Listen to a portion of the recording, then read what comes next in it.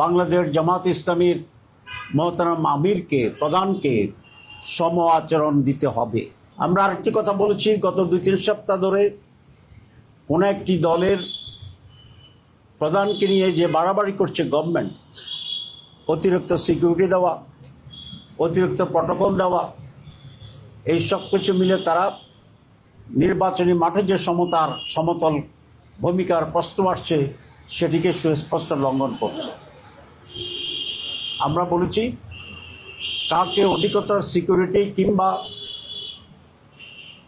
অধিকতর প্রটোকল দিলে আমাদের কোনো আপত্তি নেই, কিন্তু একটি অন্যতম প্রধান দল হিসেবে সমভাবে বাংলাদেশ জামাত ইসলামীর মোহতারাম আমিরকে প্রধানকে সম আচরণ দিতে হবে।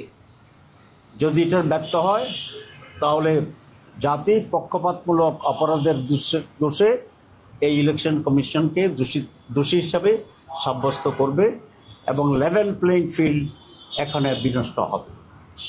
আমরা আরেকটা বিষয়ে দৃষ্টি আকর্ষণ করছি, বিভিন্ন জায়গায় ফিল্ড লেভেলে কোনো এসপি এবং ডিসি যারা রিটার্নিং অফিসার তাদের আচরণে পক্ষপাত দুষ্ট একটা ভূমিকাকে আমরা লক্ষ্য করছি। আমরা তাদের তালিকা করেছি, আরও আমরা এটা অবজার্ভ করতে থাকব।